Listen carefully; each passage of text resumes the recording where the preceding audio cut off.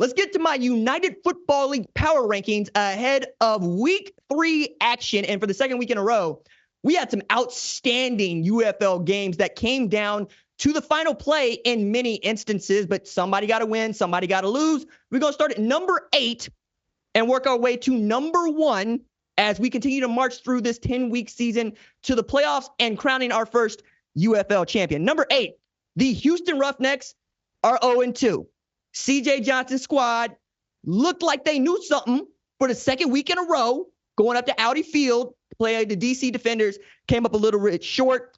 I thought it was really cool to see Reed Sinnett come in there. That's a dude from San Diego that was also with the Cincinnati Bengals last year. Pick up where Jaron Quarantano left off and ended up going pretty good. 19 of 30 for 221. One of those incompletions is the final play of the game, but they had the opportunity to go get it. I thought that once again, Reuben Foster turned out to be a dude, might be the best defender in the United Football League, but 0-2 after losses to Memphis and now a loss to the Defenders. They got to get it right in a hurry if they expect to be one of those two teams representing in their conference. Number 7 on the list, got the Arlington Renegades. Bob Stoops' team had it until they didn't have it. And for the second week in a row, the defense looked like it's getting stunted on. I'm looking at this and I'm wondering to myself where it went wrong for the Arlington Renegades, because Coach Stoops was actually wrong in his post game when he said, look, we weren't that good on third down. Y'all were pretty damn good on third down, as a matter of fact. Better than the St. Louis Battlehawks you lost to. But also, we're talking about a team that went 3 for 3 in the red zone for scoring, and a quarterback in Luis Perez that understands what he is doing. One of my favorite things about the United Football League is the mic'd up quarterback, because the mic'd up quarterback, he be talking like I be talking when I'm loud, because he knows what he is doing. He knows what he wants, and everything is just getting at him real quick, fast, in a hurry.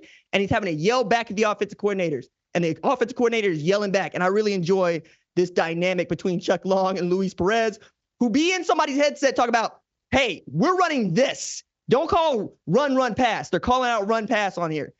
I really enjoy knowing that a quarterback like Luis Perez can make a living in spring football the way he has, playing in all 4 major spring football leagues, being the king of spring.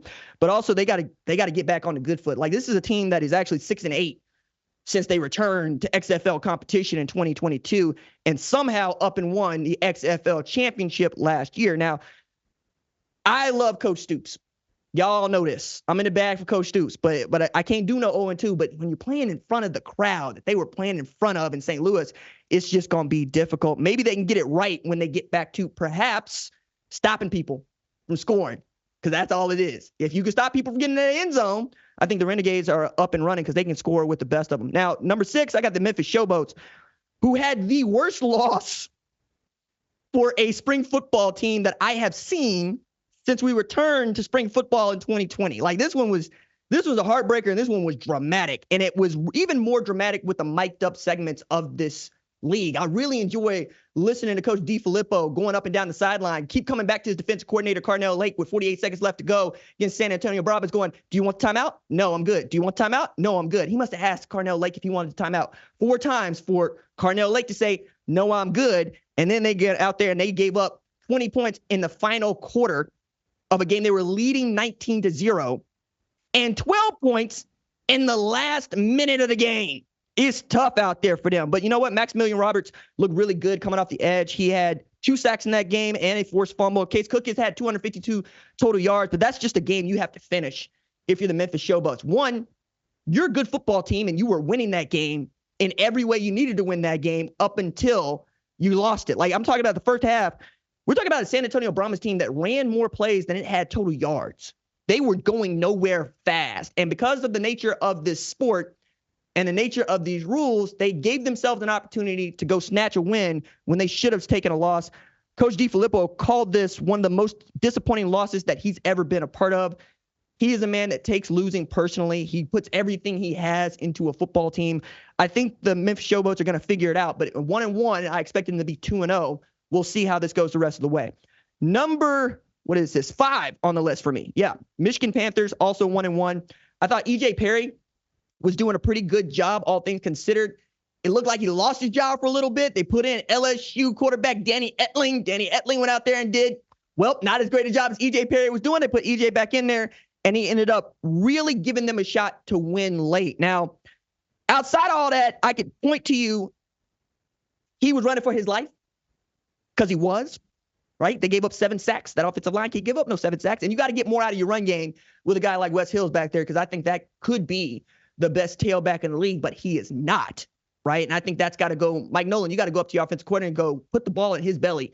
And then let's get E.J. Perry into some second and shorts, some third and shorts, and maybe run some play action stuff and do a little bit more of that 1990s pro style offense, because I think y'all could do it.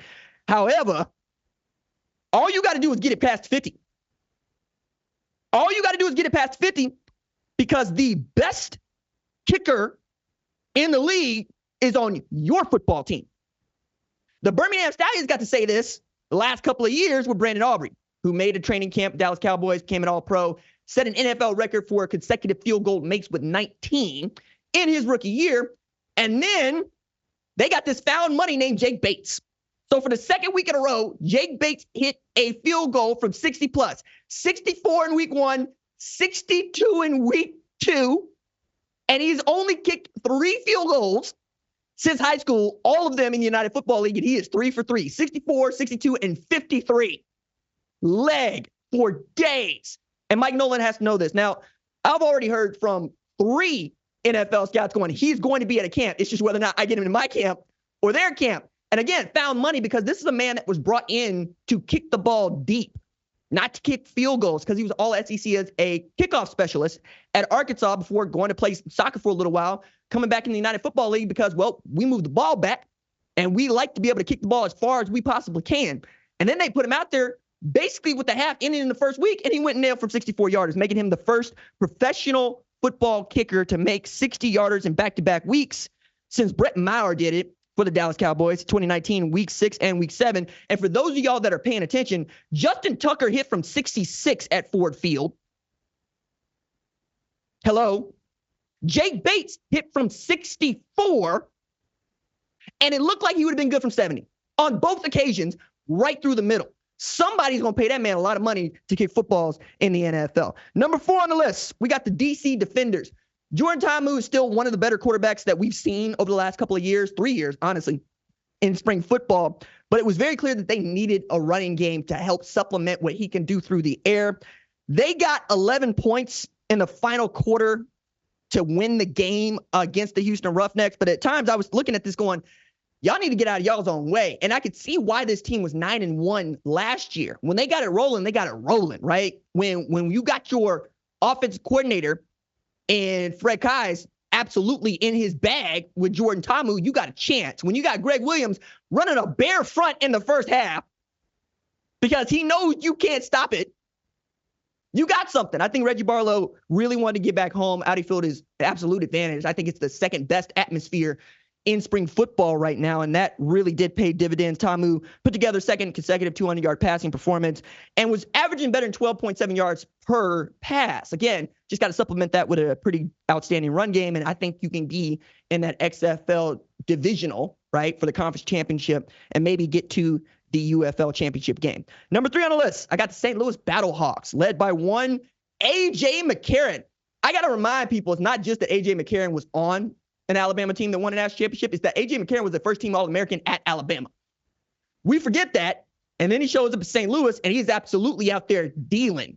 First week, in the dramatic loss to the Michigan Panthers, he was ruining the decision not to put the ball in his hands, saying, hey, we ain't been able to run the ball all damn day. Give me the football. In week 2 against the Renegades with the game on the line, that is what Anthony Beck did. He gave him the football, and that man marched him down the field, tied up with a tie game at 24-all, and got them in position for Andre Smith to make a, 23-yard field goal for the walk-off win, right? In front of a spring record crowd of 40,000 people. Guys, that's a lot of people for a spring football game. And this ain't new for St. Louis. This is what they do. They were averaging 35 last year. They sell out for pro football in St. Louis, Missouri. So anybody that got to go up there to play a football game, yeah, you up against it, because you're going to hear those fans getting at you on 3rd down, on 4th down. It is the best home field advantage in spring football today. And when you can draw like they've been drawing, yeah, you're always going to be in a football game, especially with these unique rules that we'll talk about here in a little bit. But I think the St. Louis Battlehawks absolutely could be here at the end of the season playing for something. And not just that, they could be playing in front of a home crowd. You imagine they're going to play the UFL championship game at St. Louis. Imagine if the Battlehawks are playing in that game and you are the USFL team. I'm telling you, you're going to be playing against the 12th man out there, because we only have 11 on side. 12th man out there in these St. Louis fans. Cause law, I'm not all with it, but that's what y'all do, so I'm going to let it ride. Cause law, fine. We can do that. Number 2 on the list, I got the San Antonio Brahmas, one of 2 undefeated teams in the United Football League after 2 weeks. Had a dramatic win that featured a punter making his 3rd read to the center for a trick play for TD in week 1. But also Chase Garbage was outstanding in that game, right? Really shocking the defenders with 3 total touchdowns, and then saved his best football quite literally for the last quarter, and more specifically for the last 5 minutes of the game. Chase Garbage went out there and said, hey, give me the ball, watch what I do with it. They go score. And in the UFL, if you are trailing in the 4th quarter and you scored, you can opt for a 4th and 12 play from your own 28-yard line.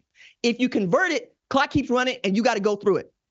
So they got their points. They went and took that option from the 28-yard line. I saw Chase Garbage throw this ball short of the sticks. That dude made a play to get upfield, and we're continuing to roll, and Garbage is absolutely losing his mind in these mic'd up chants. Like at one point, he's yelling back at his offensive coordinator talking about, no, they were blitzing. I'm killing it. I know what I'm doing. Give me the play that I want. And I'm going, that's a guy I want out there playing quarterback for me, right? If I'm an offensive coordinator, it ain't about running my play. It's about making me look good. That's the whole bit. Chase Garbage out there making A.J. Smith look good. Looked like a bacon and egg sandwich. Looked good. And then number 1 on the list, it's the dynasty. It's the Birmingham Stallions. What Skip Holtz has been able to do over 2+ years at Birmingham is ridiculous. Okay? And like a booger, I'm going to stick to this. They have won everywhere they have played. Peep game. They go on the road as the defending USFL champions to start the 1st and 2nd week of competition. And they get W's. 1 at Arlington, and then Memphis, Michigan. I'm looking around and I'm going, who's going to stop them? And then I'm reminded that DeMarcus Gates didn't play in week 1, so they got him back for week 2, which means they got Scooby Wright, Kayaba Tizino, and DeMarcus Gates playing at linebacker. And then you got Taco Charlton coming off the edge. Yeah, Michigan defensive end Taco Charlton. He had 7 sacks at the quarterback in that game, man. E.J. Perry out there running for his life. But also, Skip Holtz's 2-quarterback system continues to work. Like, he's done this from the jump. Like, he had last year, Alex Magoo and Jamar Smith, and they both did that in 2022. This year, he's got Matt Corral and Adrian Martinez and Jamar Smith on the headset, and he's getting everybody the same amount of playing time, saying they're both going to play. They both deserve to play. It's fine. Usually, if you have more than one quarterback, we say you don't have one. But both of those guys are capable runners. Both of those guys are great decision makers in the pass game. And I was having a lot of fun watching 2 dudes that were stars in the 2018 recruiting class go to Ole Miss, go to Nebraska, and then Kansas State, make it into the USFL team that is Birmingham Stallions playing first year of UFL football. And out there just making it happen, right? CJ Maribel also making it happen. Deion Kane out there making it happen. I'm enthusiastic about this team, but now that they get to play their first game at Protective in the United Football League season, and we've seen the gauntlet thrown down by St. Louis, and as far as who's showing up for what, y'all better pack Protective. That's all I'm saying. You know, like, y'all got an image to hold up. Y'all, Birmingham was the host city for every USFL team, all 8 of them, 2022. All right. Last year, best home atmosphere in the USFL. I know because I spent time in Birmingham the last couple of years watching these games. I'm curious to find out just who shows up, how good the atmosphere is, and whether or not they can keep this dynasty rolling that is the Birmingham Stallions. All right.